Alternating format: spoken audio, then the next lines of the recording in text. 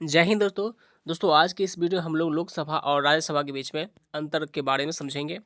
लोकसभा लोकसभा का जिक्र हमारे संविधान के आर्टिकल नंबर 81 में बताया गया है और राज्यसभा के बारे में हमारे संविधान के आर्टिकल नंबर 80 में बताया गया है। तो आइए जानते हैं लोकसभा और राज्यसभा के बीच में विस्तार पूर्वक से इसका अंतर देखने वाले हैं। तो देखिए, पहला अंतर है कि लोकसभा के सदस्य भारतीय नागरिकों द्वारा वयस्क मतदान से निर्वाचित किए जाते हैं और राज्यसभा के सदस्य राज्यों की विधानसभा के निर्वाचित सदस्यों द्वारा चुने जाते हैं।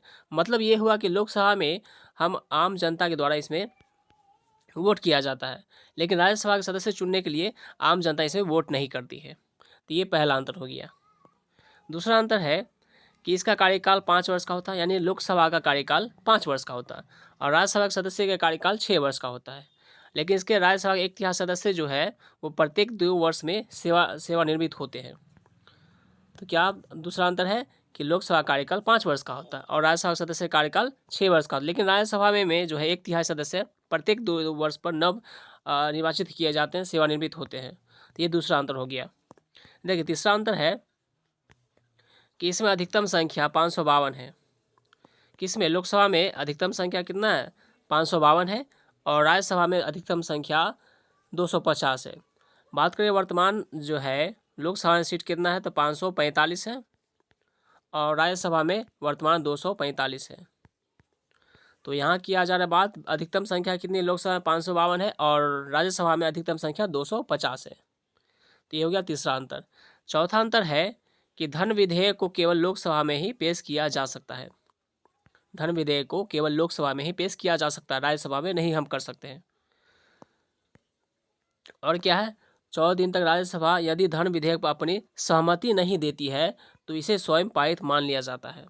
धन विधेयक के संबंध में राज्यसभा को अधिक शक्तियां प्राप्त नहीं है। तो किसको प्राप्त है? लोकसभा को जो है वो धन विधेयक के मामले में सिर्फ लोकसभा को शक्ति प्राप्त है, राज्यसभा को नहीं प्राप्त है। चलिए, अगला अंतर है, पांचवा अंतर है कि केंद्रीय मंत्रिपरिषद केवल लोकसभा के लिए सामूहिक रूप से उत्तरदायी होता है।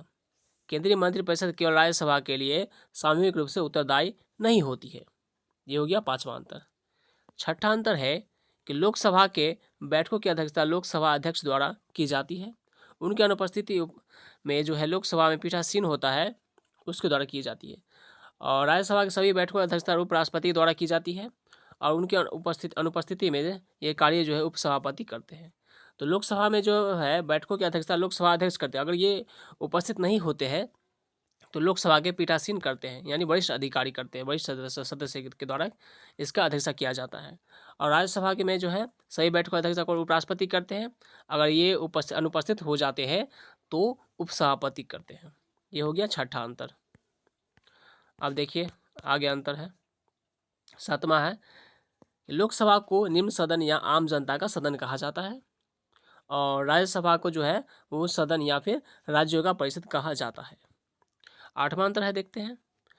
इनमें केंद्रीय कैबिनेट मंत्री द्वारा यदि कोई विधेयक पेश किया जाता है और वह विधेयक पारित नहीं हो पाता है तो पूरी कैबिनेट को इस्तीफा देना पड़ता है। इसमें केंद्रीय कैबिनेट मंत्री द्वारा यदि कोई विधेयक पेश किया जाता है तो और विधेयक पारित नहीं हो पाता है तो पूरी कैबिनेट का इस्तीफा नहीं देना पड़ता है। मतलब ये हुआ कि अगर लोकसभा में कोई भी कैबिनेट मंत्री है उसके द्वारा कोई विधेयक पेश किया जाता है, यदि वह विधेयक पारित नहीं हो पाता है तो पूरा कैबिनेट को इस्तीफा देना पड़ता है लोकसभा में। और राज्यसभा में क्या होता है, अगर कैबिनेट मंत्री कोई भी विधेयक पेश करता है तो वो विधेयक पास नहीं हो पाता है तो पूरा कैबिनेट को इस्तीफा नहीं देना पड़ता है। ये हो गया आठवां अंतर। नौवां अंतर है, लोकसभा में राष्ट्रपति द्वारा आंग्ल भारतीय समुदाय के 2 सदस्यों को मनोनीत किया जाता है। किसमें? लोकसभा में। और राज्यसभा में राष्ट्रपति के द्वारा कला, शिक्षा, समाज सेवा, खेल जैसे क्षेत्रों से संबंधित 12 सदस्यों को मनोनीत करते हैं। तो लोकसभा में कितने सदस्य? 2 और राज्यसभा में 12 सदस्यों को मनोनीत किया जाता है। ये नौवां अंतर हो गया। अगला अंतर है कि लोकसभा का सदस्य बनने के लिए एज होने चाहिए 25 वर्ष और राज्यसभा के सदस्य बनने के लिए एज होने चाहिए 30 वर्ष होना चाहिए। ये दोस्तों 10 अंतर है लोकसभा और राज्यसभा के बीच में अंतर। दोस्तों अगर आपको ये जानकारी अच्छी